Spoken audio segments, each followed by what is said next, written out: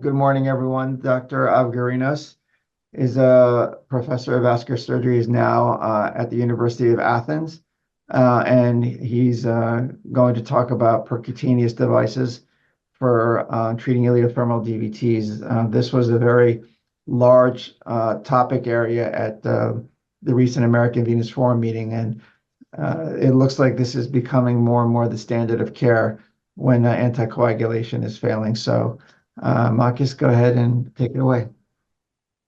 Thank you, Peter. Pleasure and honor to be again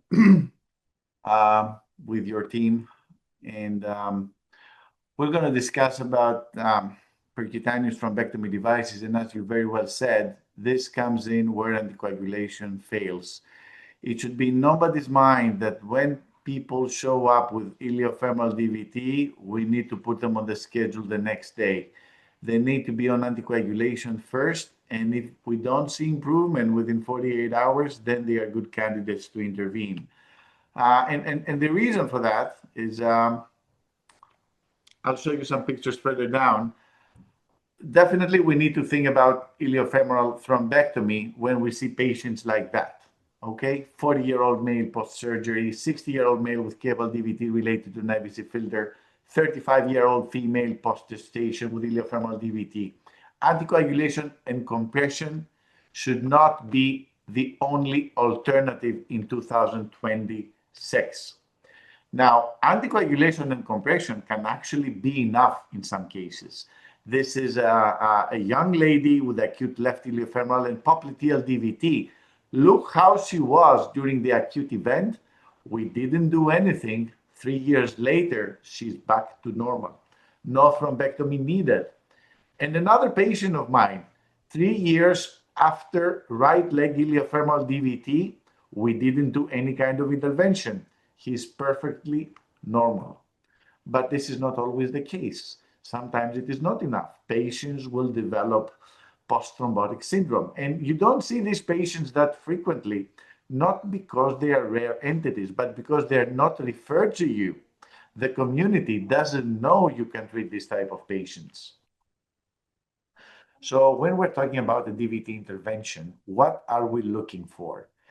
We are not doing an intervention to prevent pulmonary embolism. We're not doing an intervention to prevent mortality. Maybe we are doing it to prevent lymph loss when we have venous gangrene, but this is extremely rare.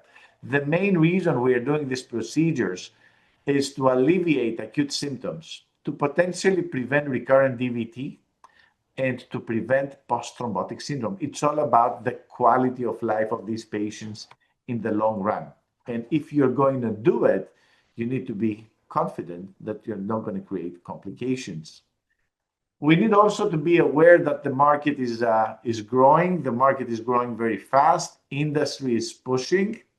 You're very well aware of Stryker acquiring Inari, Boston Scientific acquiring Penumbra. There is a lot of cash involved. So be mindful. Acute DVT interventions do fail. You should not think that we're doing an acute DVT intervention, we place a stent and everything is always fine. The stents will fail because of poor anatomy. The stents will fail because of restenosis. The stents will fail because of anticoagulation issues. But most of the time, the stents will fail because of bad technique. So if you're planning on doing a procedure, make sure you know what you're doing. Because we know that if you get an unsuccessful procedure, the rate of post-thrombotic syndrome is as high as the rate of anticoagulation alone. There is still a controversy out there. And I have written a lot of articles on where these patients fit in, where these procedures fit in. You have to use it wisely, as Suresh Vedatham, the PI of ATTRACT trial, constantly says. Use it wisely. It's in our guidelines, the European guidelines. Selected patients with symptomatic iliofemoral DVT should be considered for early thrombus removal. If you have a femoral popliteal DVT, there is not enough evidence to perform any kind of procedure. Now, amongst those with iliofemoral DVT, let's see who actually benefits the most. Not all iliofemoral DVTs are the same. The higher the Villalta score at baseline, the higher the benefit of intervention. If at baseline the patient is not complaining of symptoms, it's unlikely you can do them better. It's unlikely they will ever get significant enough post-thrombotic syndrome. Other patients who might benefit based on the ATTRACT trial, younger patients, good life expectancy, left leg DVTs, all DVTs, very high BMIs. So choose the ideal candidate. It needs to be symptomatic, it needs to be iliofemoral, it needs to be an active, good risk patient. Ideally, you want the clot to be less than 14 days old. The more the clot stays in, it damages the valve, and eventually it's not clot anymore. It's collagen. It's very difficult to remove. Catheter thrombectomy is attractive. It's the open vein hypothesis. You can get early symptom resolution. You can decrease post-thrombotic syndrome severity. You may decrease post-thrombotic syndrome rates, and you will improve the patient's quality of life. But there is also the joker side. High hospital costs, complications, and at the end of the day, you may not even decrease post-thrombotic syndrome rates. But what if I told you we now have ways to reduce complications and reduce hospital costs? I wrote this editorial 7, 8 years ago because I believed on the attractiveness of catheter-directed thrombolysis. But if I wrote it again today, it would be the attractiveness of catheter-directed thrombectomy. The landscape has changed. The same thing has happened in stroke and myocardial infarction. The same thing is happening in DVT and pulmonary embolism. We moved from systemic to catheter thrombolysis, and now we are moving to mechanical thrombectomy. Don't get me wrong, thrombolytic and non-thrombolytic techniques are still complementary. So let's follow this algorithm on how to better select patients. You choose the ones who have iliofemoral DVT and you assess their symptoms. Minimal symptoms or no symptoms, anticoagulation. Threatened limb, plan intervention. The difficult decision is for those who have moderate to severe pain and swelling. For those, wait. Wait on anticoagulation 24 to 48 hours and see if they are getting better. Now, checking their improvement is not about asking them on the bedside how they feel. Everybody feels fine when they're on the bed. Ask them to walk. They need to be mobile patients. They need to have good life expectancy. So the patients who have symptoms, 24, 48 hours, they're mobile patients and they walk and they feel heaviness, then consider them for intervention. Get a CT venogram, get an MR venogram, and plan your procedure. Now, what type of procedure? The type of procedure depends on multiple factors. How extensive, how old is the clot? Is it ascending? Is it descending? Is the IVC in there? Is there a filter in place? What's the patient's bleeding risk? What's the patient's renal function? And so on. So looking at the images here, these are all different scenarios. They require different techniques. What's the size of the device? Who feel comfortable introducing a 16 French device at the popliteal vein? What's the cost of the device? Is there ICU available? And eventually, what is your familiarity? Options continue to expand. Every industry partner has their own DVT thrombectomy device. Again, I will still use thrombolysis if I have inflow thrombosis, if I have IVC aplasia, hypoplasia, stent thrombosis, IVC filter thrombosis, extensive bilateral DVT. Thrombolytic techniques, we use smaller, cheaper catheters. Lytics can flow into the remote branches there where no thrombectomy device can go. They're vein wall and valve friendly, and we have a lot of evidence. But the procedure is prolonged. We still have bleeding events and contraindications, multiple relative contraindications, and several absolute contraindications for thrombolysis. How it's done? You place a multi-site hole catheter and you drip 1 to 1.5 milligrams of TPA per hour per catheter. It may take up to 3 days if you have nothing else to use. So this is coming from the past. Ultrasound-assisted thrombolysis, technically similar. I don't think it offers a lot more than conventional thrombolysis with standard multi-site hole catheters. There is a trial out there showing that there was no increased thrombus reduction with or without ultrasound assisted thrombolysis. Other catheters, thrombolytic, that we now have available, the VAS here, endovascular catheter, multiple wires dripping TPA. There is a mechanical also component that may speed up thrombolysis.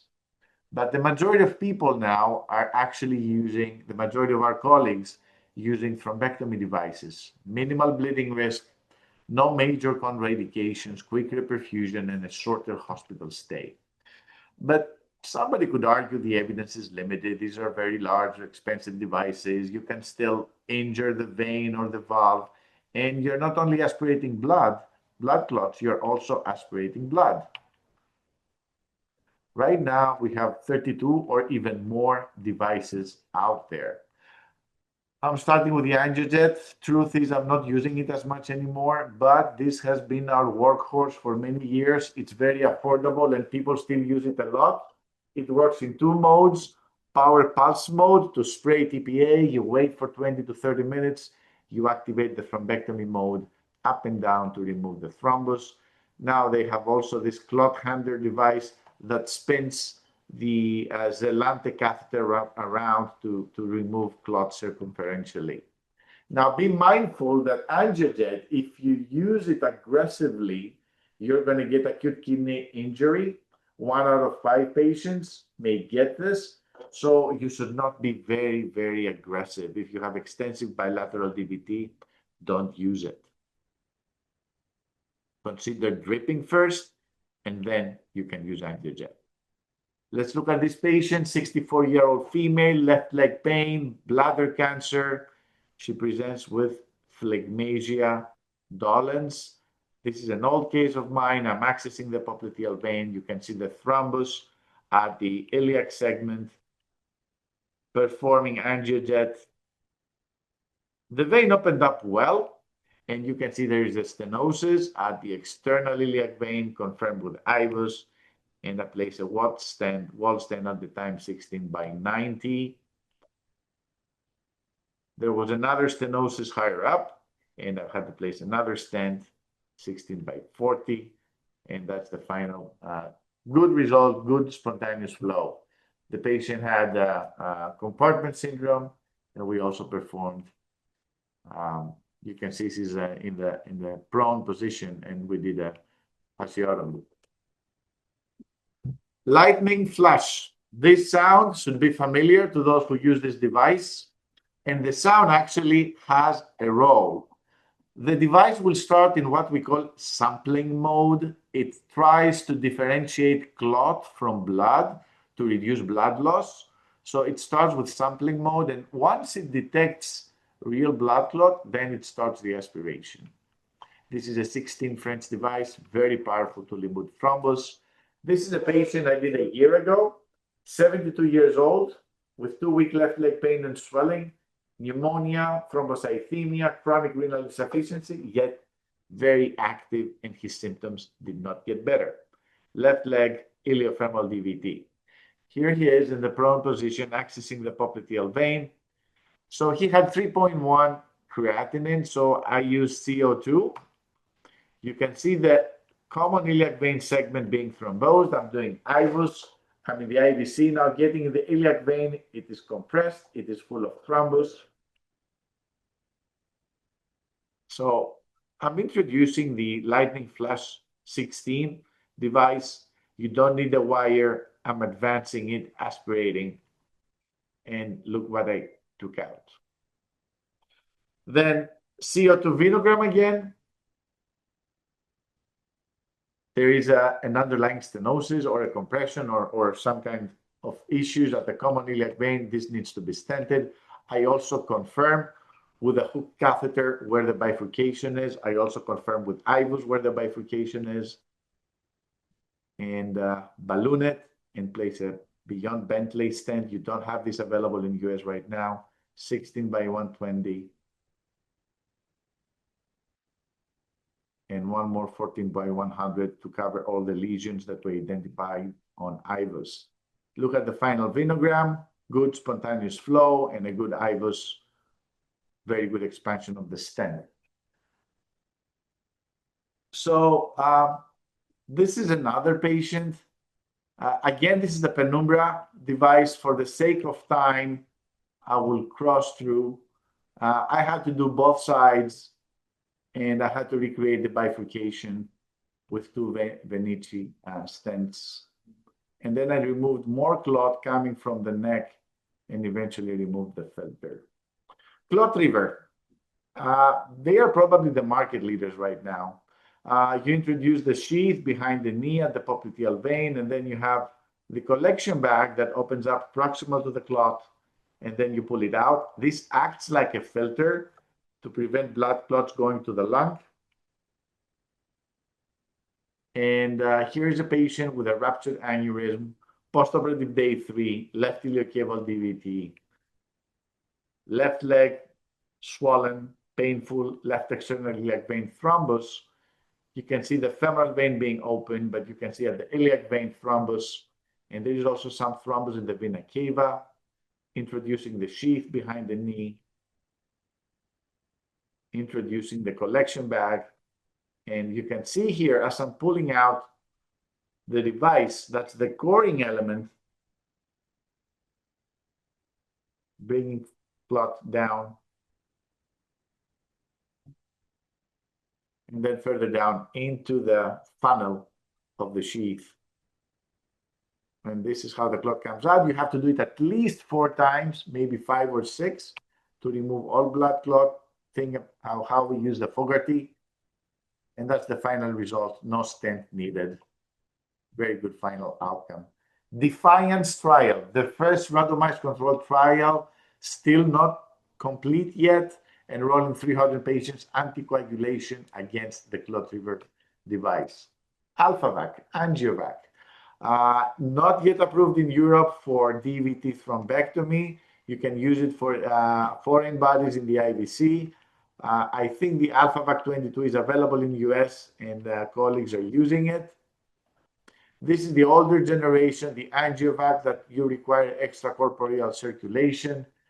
The advantage of this is that you open up a big funnel that is 36 French funnel, and it is very powerful in aspiration. And you're not concerned for losing blood because the blood is recirculated back to another vein. That's the AlphaVac. It's like manual handle. You don't need extracorporeal circulation. But it's not about removing the thrombus. It's about removing the thrombus in its entirety, more than 90%. You need to stent, we used to say liberally, predilate aggressively, use large stents to avoid migration, use long stents, and if you have to, extend below the guinal ligament if there is disease. Now, over time, we're gaining experience, and it seems we should not definitely stent everyone. Sometimes it is just spasm. If you have an IVUS that doesn't show any luminal compression or luminal material, and it just looks like inflammation, just wait. So, acute DVT interventions are here to stay, and it's about quality of life. Acute DVT intervention has benefits that can be enjoyed when done appropriately. Acute DVT intervention success relies more on following the rules and principles of a deep venous procedure rather than the type of device you use. Identify the good risk active patients with iliofemoral DVT, maximum 2-3 weeks clots, or phlegmasia. And maybe you want to come to Athens, guys. Well, I know I want to go to Athens, but that's for a later time. So, Marcus, thank you very much for this. The data is getting better and better for the acute DVT. But I also saw that there are some devices now that are being developed for the post-thrombotic synechia and the debris that's in there. So what are your feelings about these new devices? They're kind of like coring elements, like the RevCore device. To me, that's where a lot of the future lies, because once they get the DVT and they go on to get these post-thrombotic intraluminal debris, we know that stenting them alone doesn't have good 5-year patencies, right? Right, Now, there right. seems to be some thought that if you can eliminate the intraluminal debris and then possibly stent them, there may be some benefit to that. What are your thoughts about these So devices for what would the removing concept, let's synechiae? brainstorm a little bit here. What would the concept be? Just let all acute DVTs declare themselves in the long run, and if the patient has symptoms, then go remove all the chronic material, or just open up the window of DVT thrombectomy to 1 or 2 months. I'm not sure how industry wants to spin it. So Inari, for example, with this Clot River Bold, as they name it, they're claiming that you can open up the window up to 2 or even 3 months. But does this really reduce the standing rate? I'm not sure. I mean, we are scraping collagenous material. It's unlikely that we will not need to stent it. But definitely our tools are better to remove as much as possible and to stent as less as possible. But I think the key factor for long-term success is to provide good inflow. And many of the failures are not necessarily, I mean, are partly related to the thrombus removal, but are mainly related to the inflow. If you don't have a deep femoral vein being open, if you don't have a cleaned up popliteal femoral vein, then this stent is defective from its birth. So there are multiple other factors that can guarantee the long-term success.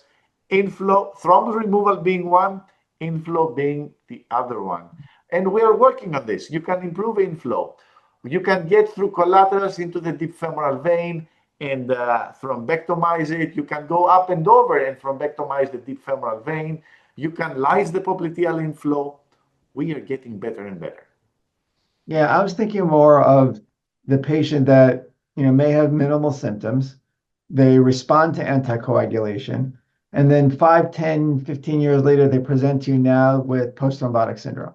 Perfect. And Yes. then you go and then you assess them and you see all the intraluminal debris and the synechiae. Right now, what we're doing is we're stenting those patients, anticoagulating them, and then, doing serial surveillance scanning in order to hope that we can provide them some 5 to 10 year relief. So these newer coring elements I find intriguing. The only problem I have with that is that, as well as I do from having done these open thrombectomies where the synechiae are there, is that you always the lumen looks raw, very inflamed and damaged. And I just Right. can't imagine that these coring elements aren't doing some damage to the lumen, to the tube. And I'm not quite sure. I don't know how this is going to work. I'm trying to wrap my brain around it. Exactly as you said. I mean, maybe let's accept them as debulking devices Yeah. that might allow our stents to expand better and stay open for longer. As you say, it is very raw, and no matter what you scrape off, it will still remain kind of raw. Yeah. It will need a stent eventually, but debulking it may actually improve stent expansion and eventually stent patency. Yeah, since we have a couple of minutes also, let me pick your brains a little bit. What is it about the femoral popliteal vein that is resistant to staying open, regardless if you thrombolyse them, if you thrombectomize them, if you stent them? It doesn't seem that no matter what we do for that segment, it doesn't stay open. But yet the profunda does. Because, I've always heard, well, it's got to be it's like the femoral artery, right? You get forces where it's compressed, it's torqued, it's twisted. But you can make the same argument for the profunda, but yet the profunda seems to stay open. So, I mean, my best guesstimate is that femoral popliteal DVTs come together with tibial DVTs. So, these are what we call the ascending DVTs. This is a European concept. I don't see it that much in the US. So, we divide DVTs in ascending and descending. A descending DVT typically starts from a common iliac vein compression or whatever comes happening on the top and goes down, sparing the femoral popliteal segment. An ascending DVT, maybe because of malignancy, because of thrombophilia, because of immobility or whatever, it starts from the tibial veins going up. So thrombectomizing the femoral segment, or because this is what the devices allow, you cannot eliminate the clot from the distal popliteal or the tibial, maybe you don't create a good enough inflow to maintain the patency of the femoral vein. And on top of that, the femoral popliteal vein are much smaller. I don't know what else. What other thoughts might you have? No, I don't. I don't either. I haven't been able to figure it out because you can make the argument that the profunda is smaller, and then over time you get axial transformation and it dilates because there's more flow. But the profunda is subject to the same torquing forces, compression forces. So I don't understand what it is about the femoral popliteal segment that is resistant to staying patent. That's something I've always tried to wrap my brain around. But anyway, listen, does anybody from the audience have any questions for Dr. Avgerinos? So I think, this is I know I have him talk about this topic every year, but it's only because the technology is changing so quickly. I mean, from one year to the next, we had 20 some devices. We now have over 30 some devices. And it does seem that we need to have some familiarity with this, especially for the fellows. You need to know when to refer an iliofemoral DVT, to a hospital setting for more aggressive management, and you need to know the tools that are available. Like Dr. Avgerinos said, a lot of the community and especially our primary care physician doctors don't know that these tools are available. We do because this is the space that we live in, but it's up to us to make sure that we educate our referring physicians and quite frankly ourselves that these tools are available. So if is there anybody have any questions?